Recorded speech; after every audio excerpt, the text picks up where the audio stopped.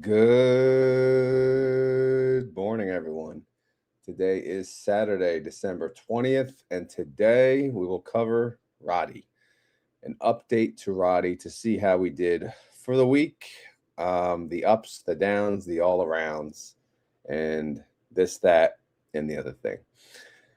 All right. Anyway, Bitcoin update real quick. Nothing going on. 88. Boring. I know. Boring. We're going to hit 100 before the end of the year. It don't look like it, but hey, you never know. Santa Claus rally next week. Maybe not. Whatever. All right. Again, here's the update. Better than here, right? Better than 87. But if we look at the 1 week, let's see what it looks like. Pretty ugly there. The 1 month, still ugly. The 1 year, still ugly. All right, so let's get out of here. Let's get out of the Bitcoin party. Let's go to the RODY file. All right, so I had like a lot of ideas to talk about, and I completely forgot all of them, to be honest. So let's just try to get through this and cover. Hopefully, it'll come to mind. But I mean, again, anyone new to the channel who's clicking on something that says RODY probably has no idea what the heck we're talking about. But in summary, it's just me doing my own options, trying to share the journey along the way.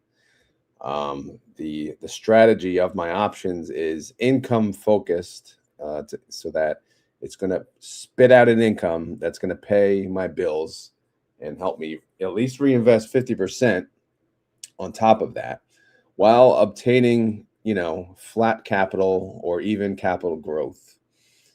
How we get there is another story, but that's why we're here. We're trying to learn the best way to do that through various strategies. All right. So one of the strategies is creating a three-legged position, which is buying a call, selling a put, and buying a put.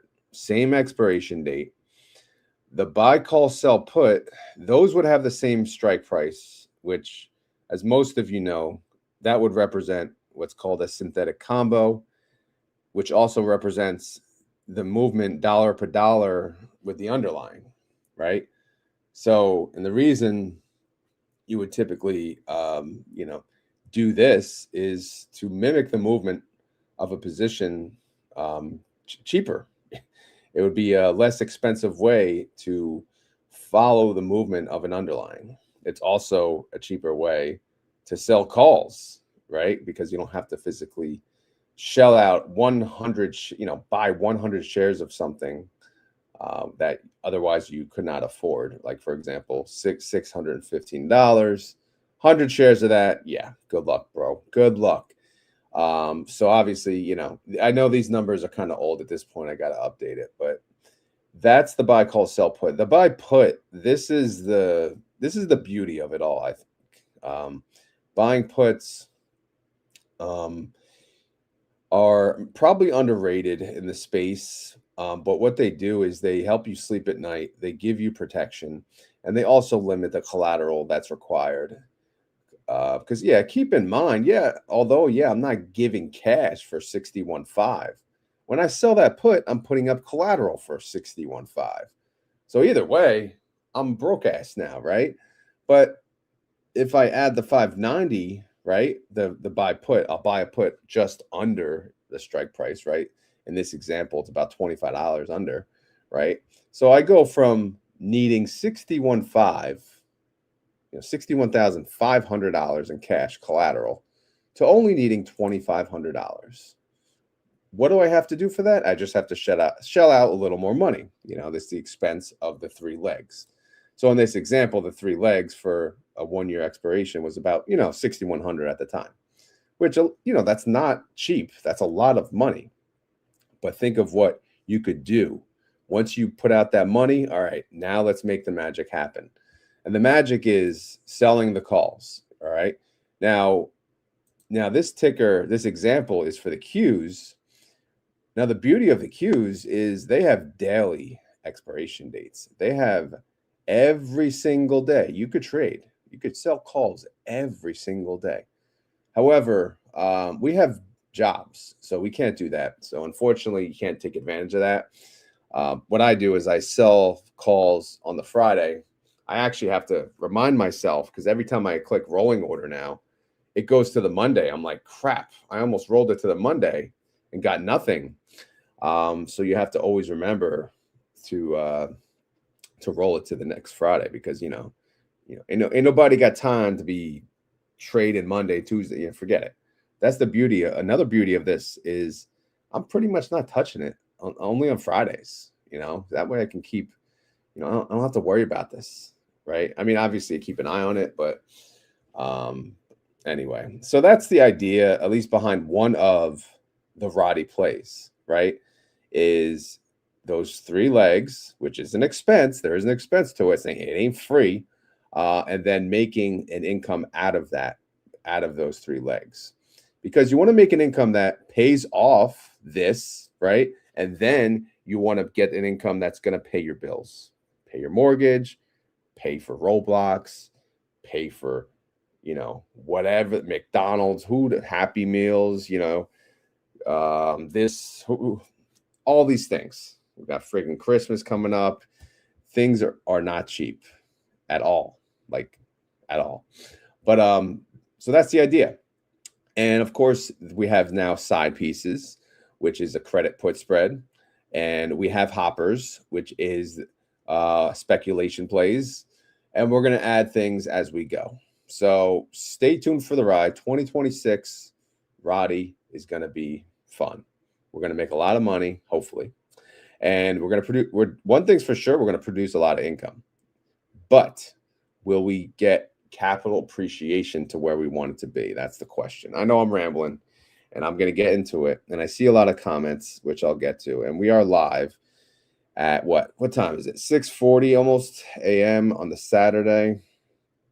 SB is chiming in. I think I have a better rule guideline now on the collar setup. Instead of looking at 20% below the setup strike, look at a 0.2 delta on that put, and that will put the entire setup at 0.8. That sounds pretty good. Yeah, Weird Science. Remember that show? Was that the one with the hot girl? I can't remember. What was her name? She was in Kingpin. If you want more protection, the upside, then drop to a point. So control it by the deltas instead of the percentages. Yeah. I mean, that makes more sense too. It could probably easier explain it, but then you gotta always have the chart available. But then that's why I want to work with Rob from Stock Tool Affiliates. Hopefully he can build something out for us. But yeah, thanks for being here, SB. So let's go to some definitions. If anyone new to options, don't be intimidated. It is intimidating. I know it is. It took me forever to even try to learn it, but there's a buy call, there's a buy put, there's a sell call, there's a sell put. If you're the buyer, you're paying. If you're the seller, you're making money. All right. That's all you really need to know when starting off, right? And then go from there. When you're trying to learn options, why do you want to do options? That's the first question. What is your goal? If you just want to learn it, then yeah, just read definitions, look at options chains, navigate around. But if you actually want to earn money, do you want to earn money through, buying calls, through speculative plays, hoping the stock goes up or down, through buying a call or buying a put? Or are you an income investor that wants to be the seller and you want to have people pay you and you're willing to accept the risk behind getting that payment, right? So that is the question. Of course, we have rules. Now, SB mentions the delta. So we have let's go from the top. So when we start what we called the, under the sample, which is, kind of the base play behind RODY is, you're looking at the current price should be greater than the 200 SMA. I know what the hell's an SMA. What are you talking about? You know, some charting stuff you can add to either your brokerage or whatever chart you use. But these are just basics. We don't have to get into that because some of it is just, I get it. People just turn off the video once they hear that crap. But think of the position, starting it at the money. So whatever the current stock price is that you want to buy, that you want a piece of, that you want to start this position at, you know, if I start it, if I think it's at a good price, like a discounted price, it's not at a 52-week high, and it's not going to drop like next week or next month, at least that I think. That's a position I would, you know, want to get in, and I'd open the synthetic combo at the money, right? I would not add, you know, adding is a big issue for me. I screwed up a lot of things here when I started, and one of them is adding too soon. So that's why I have a rule. You know, the thing has to drop at least 10%, right? On individual underlyings, 5% for indexes before I even remotely entertain it. The protective put, I think this is what SB was just mentioning, who was here live. We have a rule of individual underlyings to buy the put 20% below the synthetic combo strike. He's saying 0.2 delta. So again, another, you know, try 0.2 delta. You know, again, we'll leave that there for now. I haven't really looked at it and see where it lands. But you know, we'll think about that. Expiration date on leverage. Yeah, I'm not doing leverage on RODY yet, so this is just here in case anyone's, you know, entertaining it. Expiration date. Yeah, I'm always going to do, you know, non-leverage for now, and I'm always going to do 1 year out for now because I did 6 months in the beginning. I'm still dealing with them, but it's a much shorter term, and I feel much better for the result over a 1 year period versus a 6 month. What's the difference? Well, of course, the 1 year is going to cost you a little more money, right? So you have to obviously, you know, shell that out. But I have less of a timer, you know, because one of the risks with these plays, you know, outside of just buying and owning it, you don't have a timer when you buy it, right? You don't have to, you know, worry about an expiration date, but here you do. So 12 months out or more is what I would prefer. Selling calls, I'm not going to get into that right now. I do have to cough, so let me mute. All right. Anyway, let's move on. All right, charting. I'm not getting into that today. I'm already moving slow. VIX, it's showing a VIX is at a 15, which shows to be calm, low volatility. Markets are stable, whatever. Yeah, that's what it's been saying. But, you know, to each its own. You guys can think whatever you want, but this is kind of where I'm pulling it from. I know you probably can't see it. It's a little blur. But this is really just for me because everyone always talks about the VIX, the VIX, the VIX. I'm like, all right, what the hell? What is the VIX telling me? So I decided, all right, let me Google what the VIX is at each period, and it'll tell me. So that way I don't have to think anymore. All right, the VIX is low. All right, good to know. All right, watch list.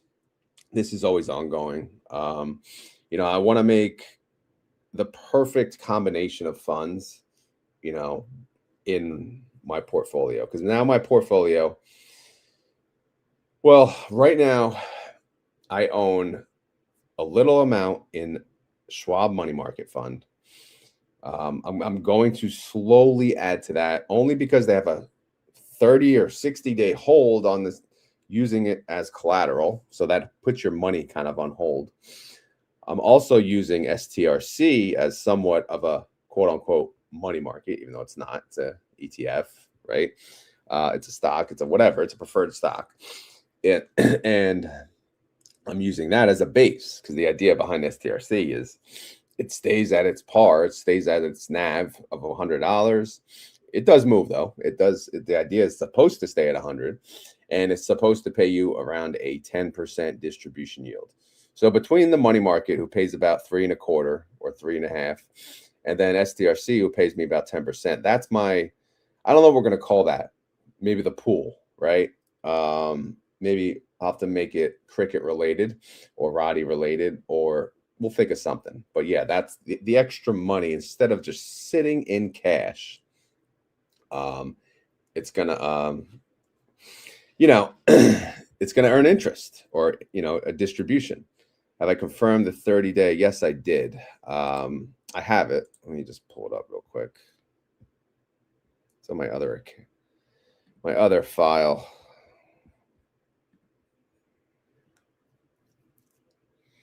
$30. Yeah, it's 30 days. So it's marginable after 30 days. I made a note on another file.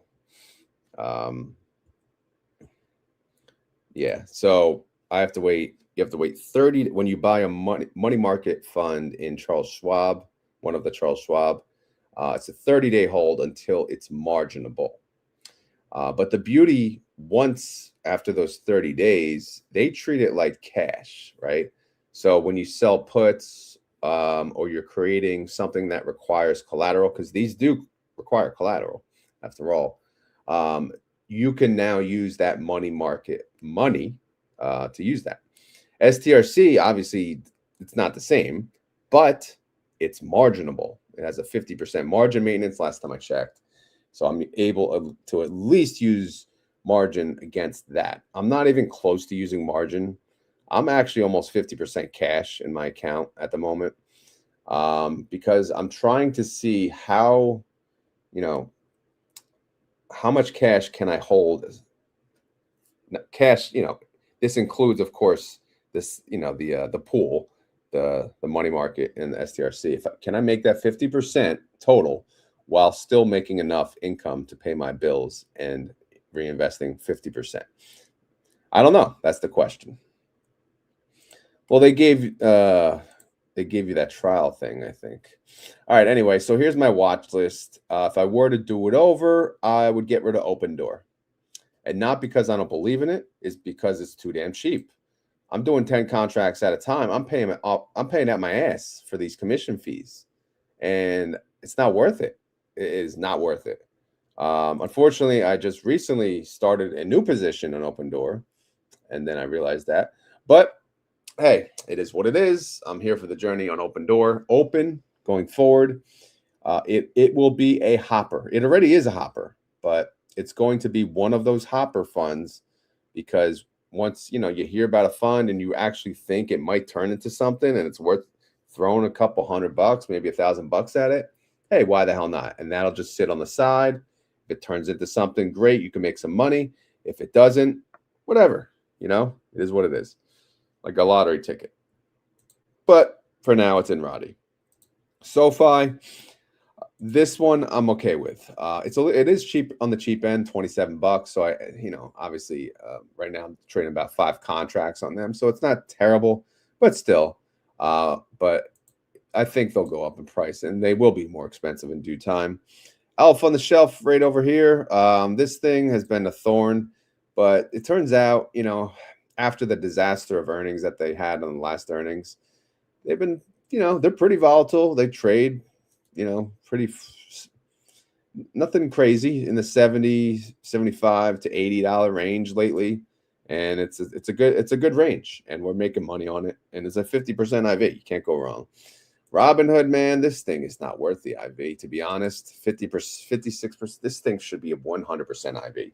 This thing moves like a nut job. Like, this thing, you want to smack it in the face sometimes. Like, I mean, I love Robinhood and I believe in it, but maybe it's better off for a hopper. I don't know. I mean, it is fun, but at the same time, man, it's kicking my ass. Palantir, I don't know enough about Palantir. I'm going to be honest, but I wanted a piece of the action, and the IV is actually kind of low, 43%. And then we get to the indexes. These are going to be the base. All right. And I'm considering, I don't know. I was like, I got to add the SPY. I got to add the SPY. Really? Do I have to add the SPY for a 12% IV? I mean, the Q's always beats the SPY anyway. IWM's actually been beating the SPY as of late. But do I need to? I don't know. It's something I need to consider. Should I add gold? Maybe. I don't know.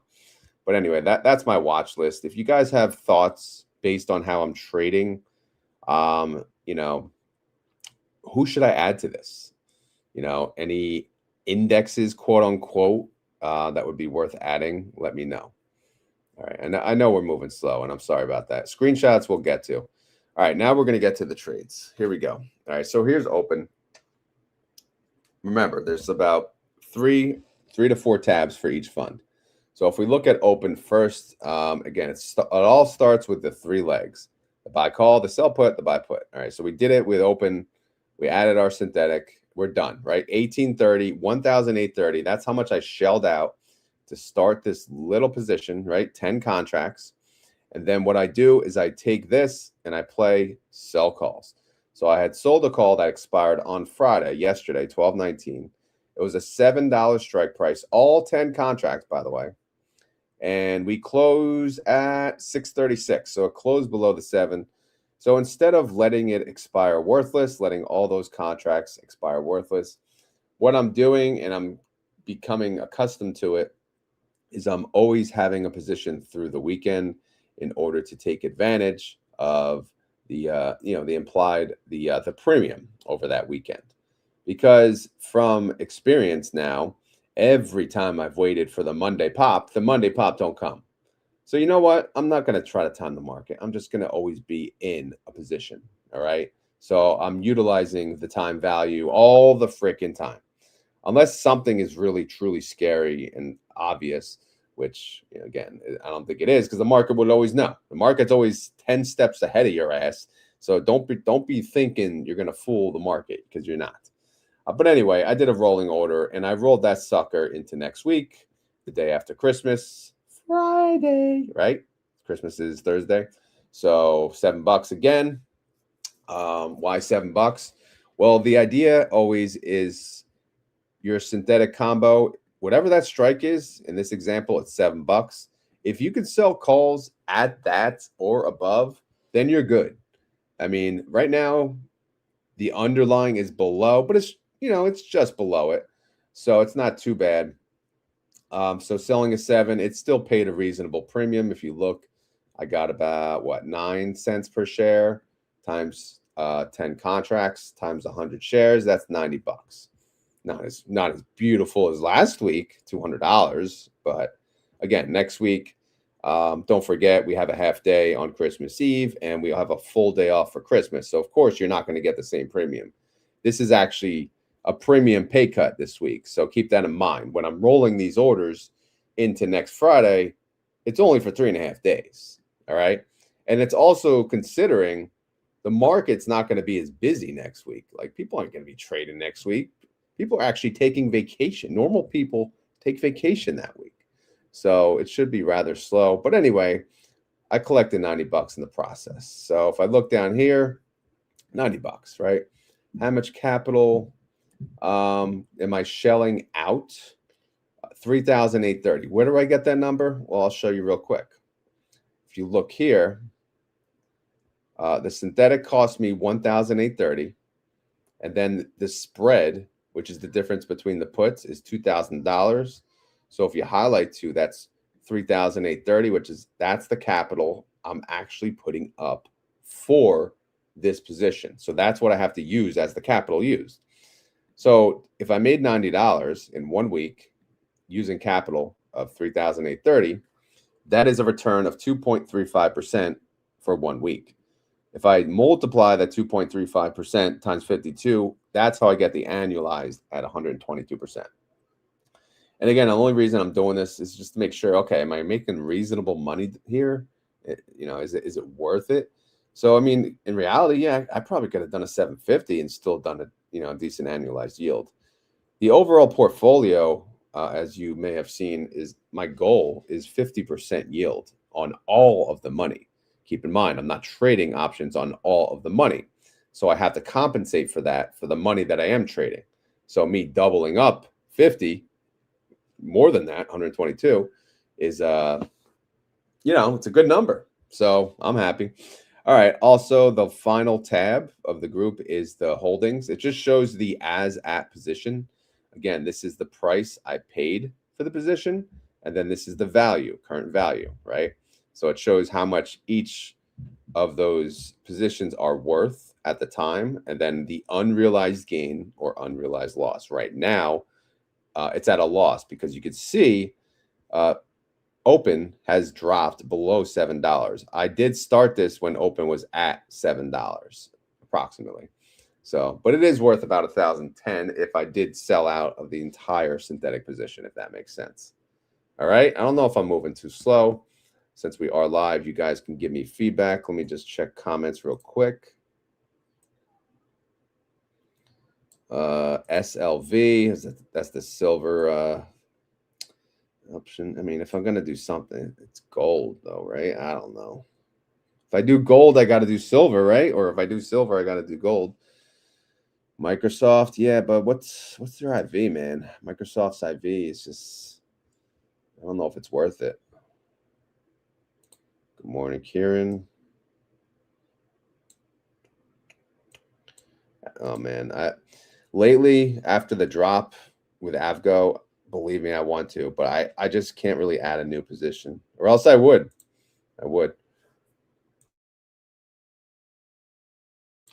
Sorry, I had to mute my cough. All right, SoFi. Nothing new here. I have 5 synthetic positions. Again, what was my mistake? Lesson learned here. I started my position at 26, 1 contract. This is when I was learning RODY. I added 2 more at 26. Okay, that's fine because I only added 1, so why not add at the same price? And then I was like, you know what? I'm having so much fun on SoFi. Let me average up like a jackass. So I added at 31. Meanwhile, had I had the patience, I could have been adding now at 25 or 26 again because it's been dropping. I mean, so, you know, lesson learned, and now I'm dealing with it. I think it's going to be okay in the end, but, you know, I just wanted to kind of explain what not to do.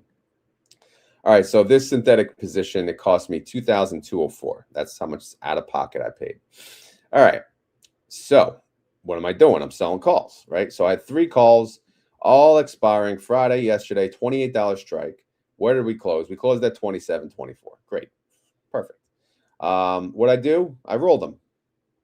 And I rolled them to the same strike, 28. What is this 28 nonsense? Well, if I go to the holdings, if I go down here, this is my average cost basis, $28. Okay. So again, the average cost basis of the synthetic, you kind of want to sell calls at that or above. I mean, you got to do what you got to do sometimes if this, you know, if the underlying dropped. But when you're in this range, to me, it's okay. So I just rolled it to 28 and all 5 contracts, $28, 1 line, simple enough. Makes it easy for me too. What I got about 17 cents per share that paid about $85 in total. Again, we're not talking about some crazy money here, but, you know, it's enough to help the account stay afloat. So $85 is how much I made. $4,304 is how much I'm shelling out up front. That is a 1.97% weekly yield and a 102% annualized. I did have a SoFi side piece that is still open, and this expires 1/9. The idea behind a side piece, why do we call it a side piece? Because it's a little something, something. You know what I'm saying? Yeah. And it gives you a little extra money, right? Because, you know, the whole big RODY fund, yeah, it's kind of boring, right? You got to wait once every Friday, boring. Nope, side piece. This gives you a little extra income. But where do you choose the income? So you sell a put spread. You don't just sell a put, you know, and have to put up that whole collateral. You sell the put spread, right? So credit put spread, whatever the hell they call it. So you sell the put and you buy the put, and that way the collateral is only the $2 gap. But there's going to be an expense for buying the put. So you're not going to make as much as you would just selling the put, obviously. So, but regardless, it's, like I said, a little something, something. So this one paid me $100. It expires January 9th. But what's the idea behind it? This $25, which SoFi sure as hell came pretty close this week to $25. But if SoFi hits this number, what I'll do is I'll roll this down in strike. I'll roll the whole thing down the strike out another month, and I'll add a contract to my synthetic position. That is what I'm telling myself, at least. Will I do it? That's another story. All right. Anyway, so that's not a new side piece, so I'm not going to go through too much there. And then the SoFi Holdings, again, it's kind of, you could see I added the 26 and then the 31s, but whatever. Again, I screwed up how I did this. But in the end, 2,204 is what I paid. Right now it's worth 1,145. That's an unrealized loss of 1,059. So right now, if I were to just sell out of the synthetic, I'd be at a loss of 1,059. But in the end, the synthetic only matters really at expiration, where it's at expiration, because you hope to make some money. And, if you even make it that far, sometimes you get assigned early, which you'll see on my IWM position. All right, so let's move on to ELF on a shelf. All right, so interesting play here, and I'm going to jump to the call tab for this reason. Well, you know what? Let me go back. In the beginning, we started ELF at 125. ELF was actually trading around that range, and then it dropped to the $75 range. But I got assigned on the put side, so I had to close out the two-legged put. But I kept the long call of the 125 open, and I was selling calls against this 125, which is dangerous considering I was selling calls well below this strike price. So I decided to make the one I had this week the last call. This was an 87. I closed it out for a penny, but believe it or not, they wanted more than that. They wanted like 10 cents. I said no. I put in a limit price, buy to close, penny. It eventually went through. And this is going to be officially my last trade against the 125. And I told myself that, this week, and I closed the long call. How much did I make on this beautiful long call? That's right, $10, baby. Oh yeah. I could have sold calls a few more weeks because this does expire on January 16th, but that ain't worth the risk to me. I said I've been risking it enough as is. I've been making like $20 a week, but it's time to move on. So I did a sell to close, and now I'm officially done with the 125. So this could be a decent memory, and we can move on and be happy with our new ELF positions. All right. So speaking of the new ELF position, it's a $75 cost basis, and I rolled the 77 to the 77 because I don't know. Oh, I think I may have tried to roll it up. I thought I did roll it up. I should double check. Let me phone will be quicker. I just want to make sure I didn't roll it to a 78.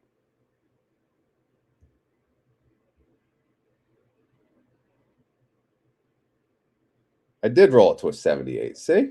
I knew it. See, the memory still works. All right, so yeah, I did roll this up $1 and $78 because look where it's trading, 79. Sometimes like if I don't do that and this just gets out of hand, it keeps going up and up and up. Rolling up in strike price does get a little harder, especially when trying to get a credit. So I rolled it up $1 and I still got a credit, 28 cents per share, or $28 total, which again, that's not a lot of money. I do understand that. So there are two amounts I received this week.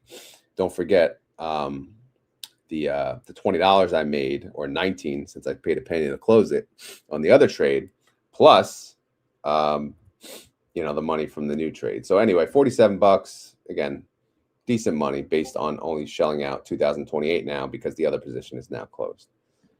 So now, since it's closed, I don't have to leave that information up here. So now it's just comparing these two, which, to be honest, is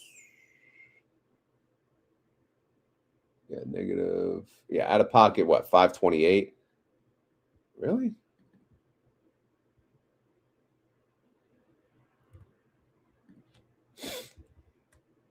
Wow, that was a cheap position, 528. And I have to adjust this now. This has to be 1 and 75. And then if I ever do a side piece, that's around the range you know, that it should be.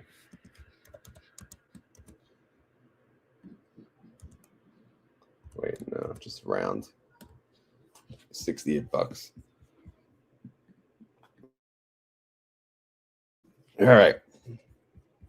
All right. So anyway, my L position, my synthetic is actually doing rather well. We're at an unrealized gain of 467.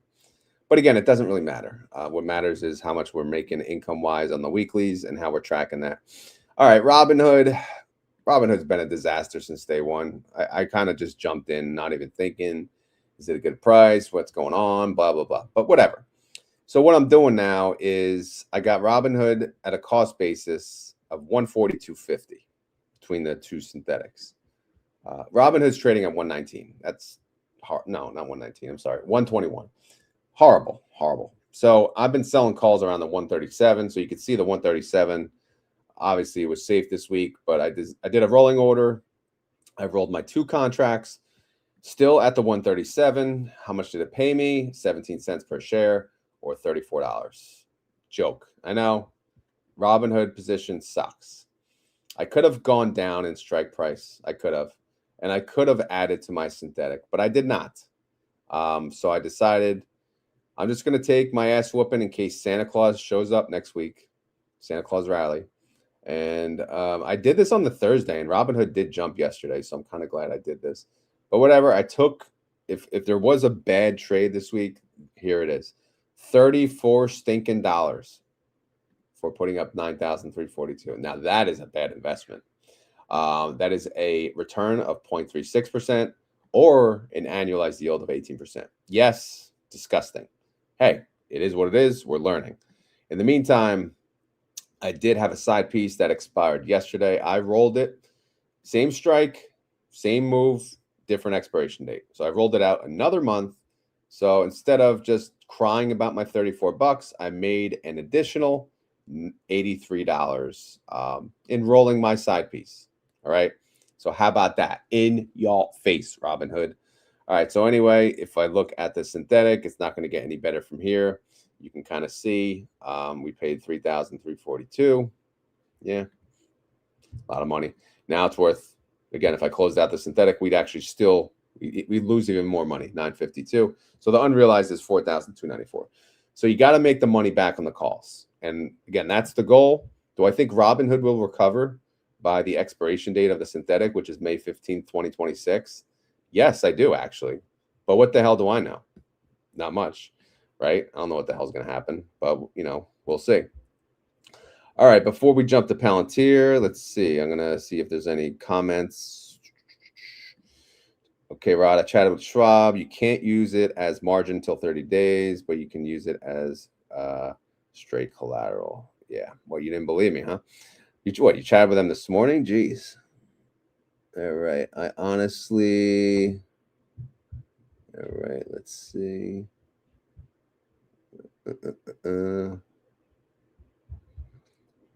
right, everyone's speaking amongst each other, I think. Check out the spreadsheet I loaded in the Discord. I tried to capture low IV, larger cap to see if it's an option. Yeah, I saw someone posted a new spreadsheet. I did not open it, though, but I probably should. All right. Thank you for sharing that, by the way. All right, we're going to move on to Palantir. We're getting there, right? We're getting there. Palantir, again, 2 positions. Had a 190. I lowered it to 180. My cost basis, 185. All right, that's good, right? Palantir was getting beat down too, but guess what? Look where Palantir's at, 193. All of a sudden, I'm now in danger. Now my calls are in danger. So I had a 185 expiring yesterday. It was in the money, obviously, deep in the freaking money, 4% in the money. I was going to roll this 185 to 190, and I couldn't. Probably, it didn't help. There was only 3.5 freaking trading days. So instead of, rolling it out another week or this and that, I just rolled it back to the 185. I mean, 4% is not a lot. Palantir can drop 4% on Monday. So you know what? I said, screw it. Let's take the risk. Let's roll it at the same strike, which is, by the way, my average cost basis of the synthetic. And we'll collect the premium. we'll collect 190 per share, right? 190 per share. And oh, wait. Oh, I gypped myself. Correction. Now, there you go. 380. Okay.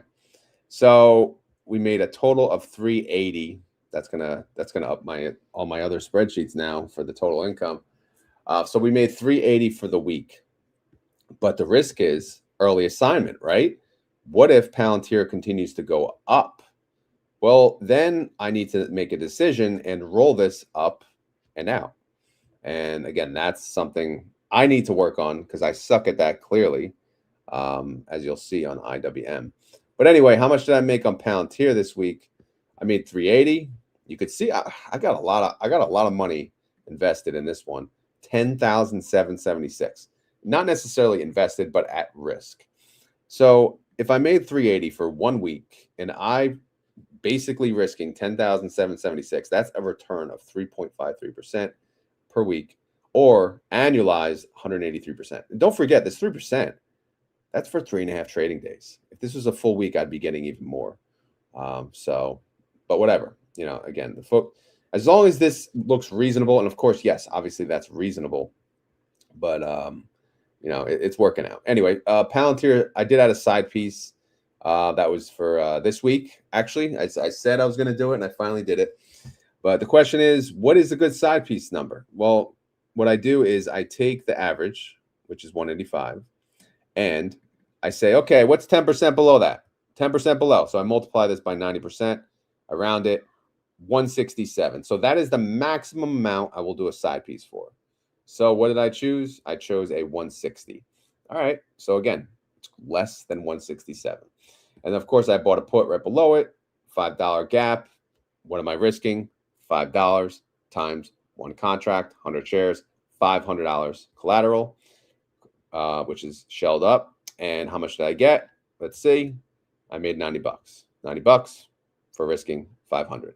But again, the point of this is just to make an additional income and also possibly commit to lowering my synthetic should it drop to the actual 160 range. All right. Anyway, let's move on. Oh yeah, the side piece, I don't really fill in, the capital, right? Because it's a side piece. It's not on the books. Side pieces are, low key. All right. So what are we doing with the holdings? Well, we're doing good. Why? Well, look, I started the synthetic at what? 190, then 180. My cost base is 185. And I typically start them at the money. So if Palantir's at 193, yeah.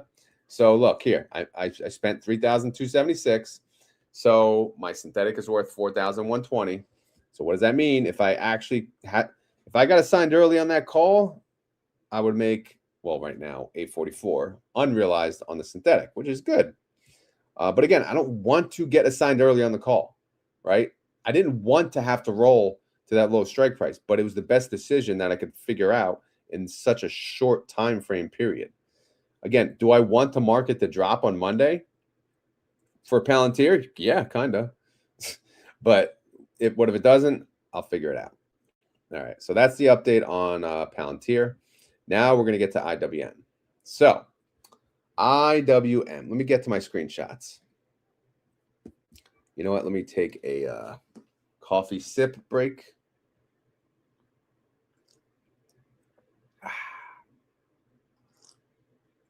Okay. Oh, haven't talked. Well, I've been talking at work all day, but at least those, I can. It's not for a full hour usually. Well, let's see. Community spreadsheet. I'm just catching up on comments.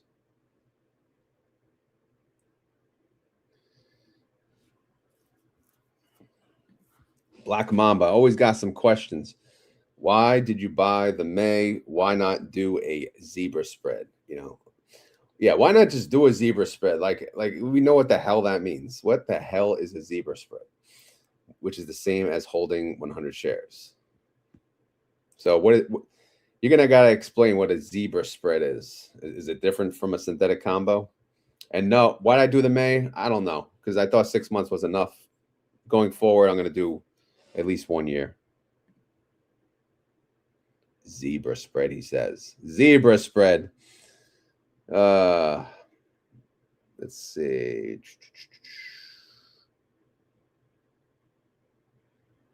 Let's see. Oh, M Cheese woke up. Look at that. M Chi, the chart master. Zebra call spread. Okay, that don't help me. Zebra call spread. All right, anyway, let's get back to business here. So I woke up. What morning was that? I don't even know. But the 16th, it shows, right? What happened? I got freaking assigned early. I had a 237 on IWM. That thing expired on 12/26. And my dumbass decided to leave it, knowing ex-dividend date was coming up. Got assigned. That's what I get. I thought I'd be safe. Nope. So my covered call got assigned. So if I got assigned early on a covered call, what happens? They pay me $23,700. I had one covered call for 237. 237 times 100, $23,700. So they paid me that. Great, minus that fee, 2 cents. But now I actually did not have shares to give out. So they paid me that money, and now I owe someone shares. So my account showed negative 100 shares of IWM. So what the hell am I supposed to do with that? Right? So what I did is, where is it? What is this? I had to close out of some positions, right? So I closed out, and if I had the, I don't know if I did this in the right order. Yeah, so that is the call. Yeah, that's how much I got. That's the sell, 34.85, and that's where I bought the 100 shares. So I had to do this. For some reason, I couldn't close all 3 legs at once. The buy call, the sell put, the buy put. Because remember, the 4th leg, the covered call, that was closed. I got assigned. So I had the further expiration ones still going. I had to close them out. What I was going to do is use the long call to buy the shares, but it wouldn't let me. You know, there's an exercise option that you can click. It wouldn't let me, but whatever. I mean, neither here nor there. So I closed out the put, 905 debit, because there was an expense to that put. And then I made, money on the long call, 34.85. I think I ran the number somewhere. And then I paid $249 for the 100 shares, which, sucked, but it is what it is. And then I'm cleared. So IWM is now closed. I just wanted to give the visual. I have the actual numbers here, though. So if I go to the synthetic, well, ignore this. This bottom part here, it's filled in as if I was going to start my new position, which I hesitate. I did not. I decided to wait, and I'll explain why. But anyway, so you can see here the long call. I closed it out. I made $900 when all said and done. The sell put, I made $619 when all said and done. The buy put, I lost $233. But in the end, how much did I make on the synthetic position? $1,286. Again, I had a forced assignment. It was a forced assignment, and I had to close out the synthetic and basically buy the shares out because the buyer wanted their shares. So I had to give them their shares and do what I got to do. And then the call side, again, how do you calculate, like, how much did it cost you to close it? Well, how did I do this? I don't even remember. So I did the 237 minus the expense of per share that I paid. So it was about 1283. So I lost about 1,248 on that trade. So in the end, negative 721 for the calls. And I'll get into my IWM. Again, since the position's closed, it's going to go under the close tab, which we'll cover at the end. IWM holdings, this is now blank. So I no longer have an IWM position. I was going to open back a new position, which I decided not to, because I said, you know what, maybe I can make my goals even without, without having IWM. I want IWM, but I feel like it's so expensive that I should wait. I should wait. Let's not rush things. That's how I got in trouble on the other positions. I rushed everything. So for now, there's no IWM. So I'm going to hide these tabs and then we'll move on. All right. The Qs still doing pretty well. No, nothing new on the synthetic side, but again, very, very expensive to start this position, $6,100. If I go to the Q calls, how'd I do? I had a 617 that was expiring on Friday. It looks like it closed at 617.05. I waited until it was about 3:15 p.m. I mean, that extrinsic, man, it was not under 0.1. But I'm like, you know what, bro? If I wait any longer, I get a sign, I'll be pissed. I know that won't happen because, again, the premium, it's not worth it to the buyer to take assignment there, but you never know, man. So 3 o'clock, I made it. Plus, who knows what's going to happen? I might forget. So I did it while I could. I rolled it from a 617. I actually jumped up another $1. I've been inching this thing up $1 because I think the Qs are inching up. So I moved from 617 to 618. And I collected, again, this is the net of the two figures. Again, there's a buy to close on the old, which was not cheap because you saw where it was, and then the sell to open on the new. But anyway, $269 is how much I got. It wasn't 500 like last week, but still 269 is pretty good. And here's the numbers. Again, good money I'm making on the Qs. I love the Qs. I love IWM too, but I got forced out, and lesson learned there. But whatever. 269 income, 8,600 shelled. Again, this is the cost to enter the position plus the downside exposure that remains. That's a 3.13% ROI. That's 162% annualized yield, if that makes sense. Okay, makes sense. Yeah, I didn't track. I'm not going to track extrinsic burn for next week because it's a short week and ain't nobody got time for that. How's my Q synthetic doing? Well, again, I made 6,100 up front. If I sold it today, it'd be worth 55.38. Unrealized loss 562, which is fine. Again, it's fine because that expires next year. Hoppers, like I said, I do have 2 open hoppers, but these things are god awful. I opened them at $9, but these are going to be, when I hear like, you hear about a stock and someone talks about it and you're like, oh man, I want a piece of that. Instead of trading options on it like a dumbass and like losing money, why not just open one, do a leap and then leave it alone? If it turns out, great. Because sometimes as a, degenerate gambler deep down, right? We're all gamblers somewhat, right? You just gotta get it in. You gotta do it. So here, obviously, that's where I'm going to add, like even NAC. I talked about NAC.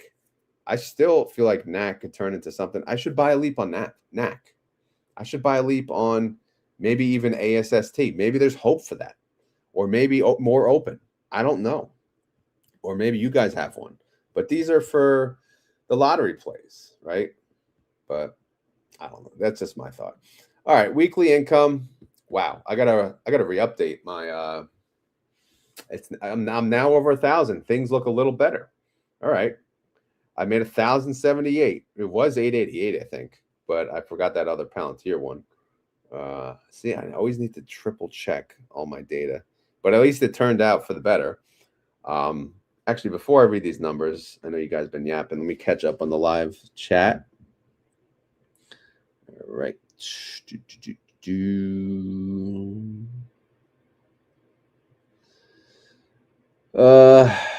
What we got?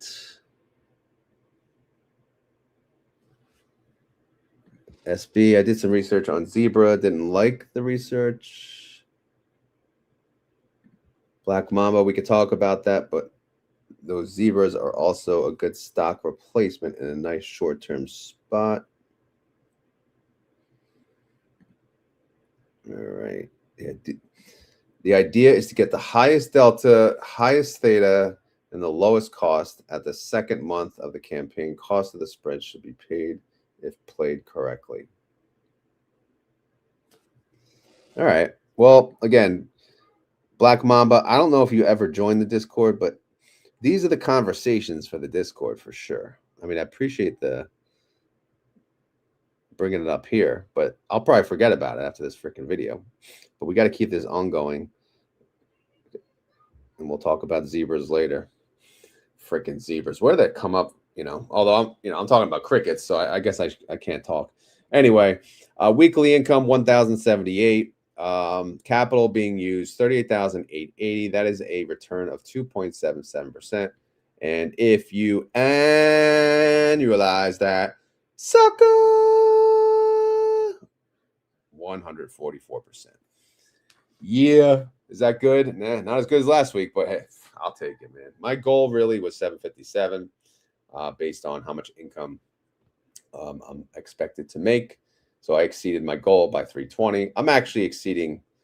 I'm already at a surplus of 1,100 for the month anyway. So next week, I could do nothing and I'll be all right. But I don't want to do that. So I have to, But like I said, like if I look at Palantir, I could take the hit on Palantir on the roll. And I'm going to be willing to do that. So if Palantir does go up next week, I may do a debit roll. I don't do debit rolls. I may do a debit roll. I have to understand when to do that if I want to still be in place. But anyway, let's move on. What else we got here? So RODY as that will be updated as well. 1,078. I'll resend this out on X and my numbers will actually look a little better. So pretty. Good job. Anyway, let's move on. So active holdings. Where do we stand, suckers? Well, again, we got a couple rows here in case you don't know what you're looking at. It actually does fit in one screen now. So synthetic collar, again, this is what the 3 legs cost. Covered call income, this is how much money I made on covered calls. Plus side piece, right? Yeah, plus side piece. I don't have that here, but it's plus side piece. And then the put spread risk down below. So in the end, with covered calls and the expenses, I'm still in the red on everything. I have almost flipped SOFI green. I am very close, $14 away. And then, that means the covered calls would have paid off the expense of the synthetic collar, right? Now that's good because why? Well, next week we're still in 25, right? And then that means I have until May of next year to make money on the money, house money on money, right? No. So again, of course, I do have still the downside exposure. So I do want to cover my ass on that. God forbid something even bad happens. But it's just, it's going to take a while on some of these to make the money back. So again, SoFi, ELF, and Hood, those all expire on 5/15. In fact, I can get rid of this 1/16 date on ELF because it no longer exists. But these, yeah, you want to make the money back a little sooner. ELF, this 1834, you know what? I should probably leave the 1/16 there as a reminder that it had multiple expiration dates. Again, ELF is all screwed up, but it is what it is. But anyway, total exposure for each position. My largest position is showing to be Palantir. My second largest is the Qs, Robinhood third. But again, IWM's gone. So unfortunately, we only have one index, but it's okay. As at values, you could see using the synthetic current value and then netting it against, well, this is the expense of, the synthetic, and then net it against the value. This is what it's worth, right? You saw Palantir's in the positive. That's the rest are in the negative. But if you net the calls, open still negative. So it would be a negative ROI of 5%. SoFi is in the positive 51%. ELF is in the negative 22% ROI. Robinhood is negative 46%. Palantir is positive 95%. And the Qs are positive 18%. But, I trust these numbers will get better in due time. Capital save, we always talk about that. No need to harp on that. I want to talk about how much I've made from inception. I started this strategy on October 6th. It's been effective now for 75 days. That's an ROI. I made an ROI of 0.19%. Again, 75 days, looking at the 14% ROI total. And then if I annualize it, it's about 68% so far from inception. Am I on target? Yes, because it's greater than 50%, which is my goal. And side piece expiration dates. This is an addition down here. My plan is to have a side piece expiring each week, and that way I'll just add an additional income, which will help me out. When SOFI, Hood, and PLTR all expire, obviously the side pieces will be done. And then I'll decide if I'm going to add them back or not. You know, I don't know. That'll be a decision I'll have to make. And then I have the closed positions. We know about open, right? Open already closed. I ended up with a $209 profit. IWM, I actually ended up in the profit as well. I made $1,286 on the synthetic. I made, I lost $721 on the covered call side. So my original investment being $5,794. I made when all said and done, I made $565, which is the net of the synthetic and the covered call. So if I take the $565, right, divide it by the original investment of $57.94, that's a return on investment of 9.75%. A daily ROI, how do I get that number? Well, how long was this position effective? 29 days. That's a daily ROI of 0.34%. If I annualize it, it's about 122%. So that's what it comes to. But yeah, I mean, so far on the forced closures, I am up $774. Doesn't seem like a lot, but again, it's in the positive. But again, lessons learned, open. I mean, the lesson learned on open, don't be in a freaking stock that's giving out warrants, all right? And don't be in a stock that's cheap, yet I'm still in it. IWM lesson learned, you know, take action on your deep in the money covered calls sooner than later, you know, and then, you know, that way you don't have to rebuild the position. Now here I am with no position because I didn't rebuild it because I was waiting. All right. If that makes sense. All right. That's it. That's the update. That's the update, brah. You know, let me zoom out a little here. Let's do some Q&A. And then I'll go on my coughing attack after I end the video. I could put on some music.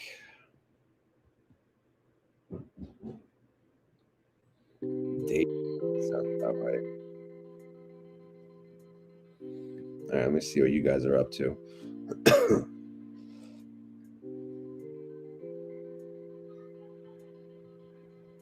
Let's see.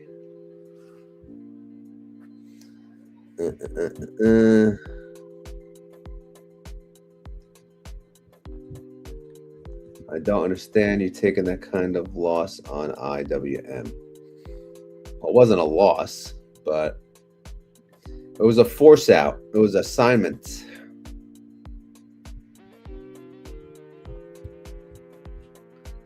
ROI per day? Sure. Why not? That's how I calculate annualized.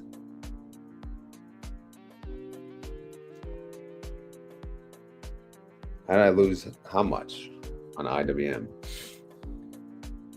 What, the cover calls? Because you had to pay $249.83, right, per share.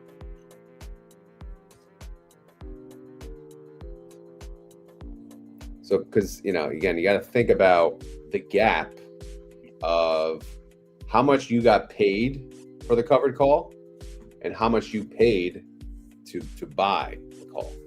So 1283 was the gap. So that's why I'm showing, you know, total premium, net of the open premium, 1,248 for that trade. At least that's how I'm calculating it. How else would you calculate it?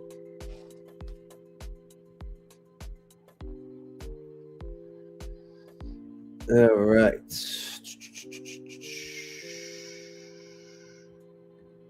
Okay, good.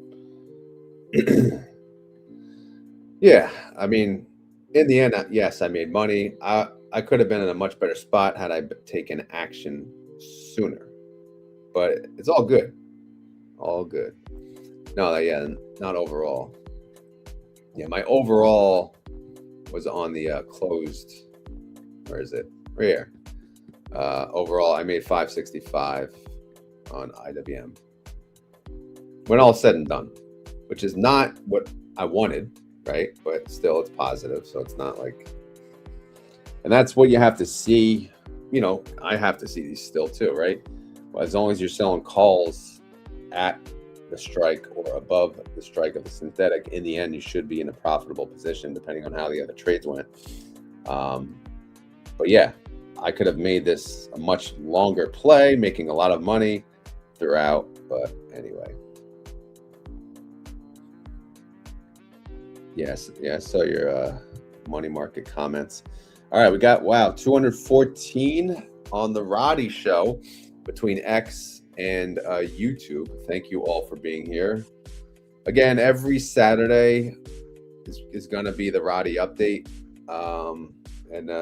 which is, again, it's just my options trading account. And but yeah, what am I going to do? Right now, again, I'm in a mix of building up. Again, we're calling it the pool.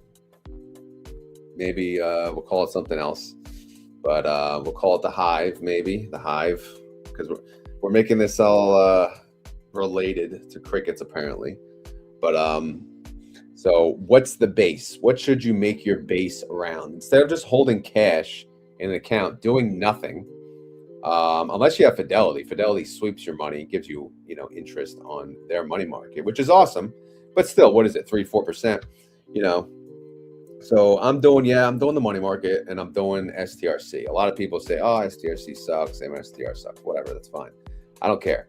But I'm doing it. I think, it's a great tool to use. I think it's underrated. I think in time, a lot more people are going to use it, and hopefully it works out, right? $100 stable NAV, 10% yield, great.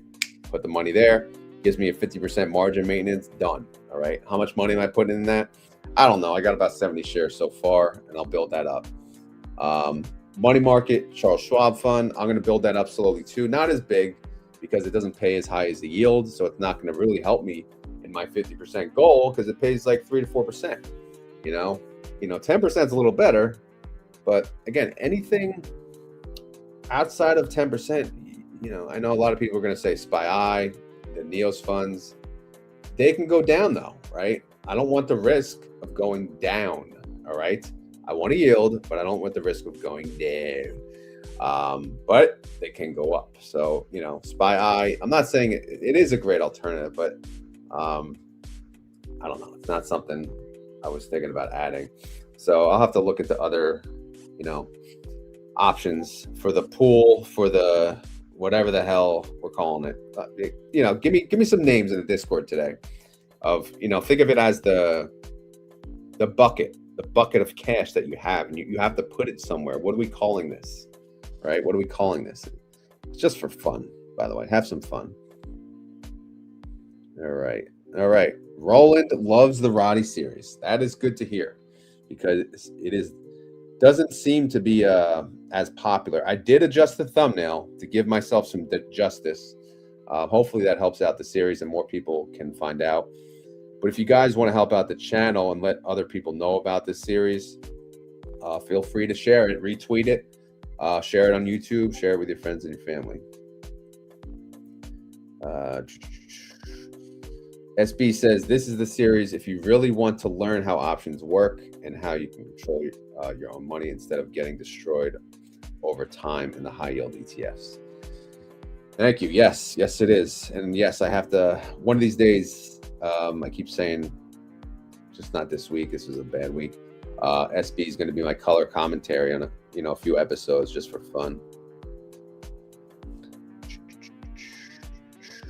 Arbitrage around X. Yeah, probably could. All right. M Cheese still here, hanging around. Cover call funds get a lot of price slippage in the OTC market that we don't get as individual investors, which leads to a lot of the NAV erosion. Yeah, I mean, people I know a lot of people still love the covered call. Well, it's a love-hate thing. Like a lot of people are just saying they're terrible. You know, they do what they're intended to do, right? I don't invest in them because I want full control of every single dollar now. You know, I'm putting my big boy pants on, and I'm controlling all of the money. Because in the end, when you retire, who's going to control your money? Who's going to make you the income? Are you going to rely on an ETF? Are you going to rely on a financial advisor? Or are you going to be a big boy and do it yourself? So why not do it yourself, right? That's my thought. And I'm going to do myself from now until the day I freaking move on, right? And hopefully, you know, teach the children. Hopefully they can learn. Is this the best route? Who the hell knows? Probably not. There's probably 10,000 better ways. But again, I'm starting somewhere, beginning through this method, which is a good, you know, I'm having fun with it. I'm learning different things about options, right? As I go through this, and I may change the strategy. I may update the strategy. We just don't know. But that's the beauty behind it. You know, the beauty behind the series is me showing every single stinking trade that I do, every mistake that I make, every new thing I find out, every this and that. And hopefully it helps people, the people that want to learn about options and, you know, more about options. But anyway, so what else? Any other questions? By the way, guys, we got special guests today, SB and M Cheese. You know, these are like the OGs of the options trading Discord. They keep it afloat. So if you guys want to keep this conversation going, feel free to join my Discord. Free, yes, it's free. It's a free Discord, but you know what attaches itself with a free Discord? Spam. So that's a reminder for me to say I will not direct message you. Neither will anyone else. So, but no, feel free to join the Discord. Go to the options trading channel and ask anything. If you have any questions about this strategy, if you have any questions about the wheel, I still love the wheel. I'm kind of doing part of the wheel, right? I'm doing calls. I'm selling puts and calls. But yeah, just go to that channel, ask away. I love options conversations on the weekend. I'm stuck inside because I'm still, you know, kind of sick, so I still can't really be gallivanting. But today, at least, maybe tomorrow. But come join the channel. Come say hi. M Cheese always answers. SB always answers. You know, Jeff always answers. All these people, they answer. They help out. You know, good peeps. Dividend Dream up in there. Who else we got? We got everyone. I don't want to keep going because then I'll miss someone. But yeah, let me know if you have any questions in there. Because obviously here you can't, you know, commenting on a YouTube channel doesn't really do anything. All right, I think I'm done yapping. I'm over an hour. I'm well over an hour. Holy crap. As always, this is not financial advice. I am not a financial advisor, and this video is for fun and entertainment. So hopefully you had fun. Hopefully you're entertained. If not, come back next week, and then we'll be entertained. Now, I'll do a RODY update hopefully before then. But yeah, let me know if you have any questions. Like I said, just keep the conversation in the Discord. It's a live chat. It's fun. Like I said, if you want to help the channel, you can hit the like button, and then you can share the video. Outside of that, we got to get to the keyword. So if you made it this far in the video and you would like to prove it to all these suckers out here that are still here listening to my dumb ass, you got to say the keyword. What is the keyword? Huh? What do you got? M Cheese, SB, Black Mamba. What do you got? Anything?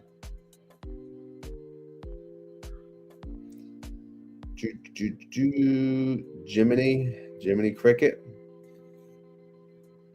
Is that the best we got today? Oh man. Good morning. That's not a keyword, Steele. Steele, we're about to end, but thank you for being here. Santa Rally. I mean, there's still hope, right? Actually, yeah, this is more fitting because Zebra came up and nobody knows what the hell Zebra is. But maybe Black Mamba will go to the options channel finally and educate us on what the hell a zebra is and if it's worth our time. All right? Anyway, that being said, if you made it this far in the video and you want to prove it, you got to say the freaking keyword, which is zebra. Yet another options term to be thrown around like we're supposed to know what the hell it is, right? But maybe it's a great strategy.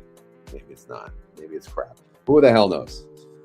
But Black Mamba said it's good, so maybe it's good. Anyway, I'm out of here. Thank you for watching. Have a great weekend all, and I will talk to you tomorrow.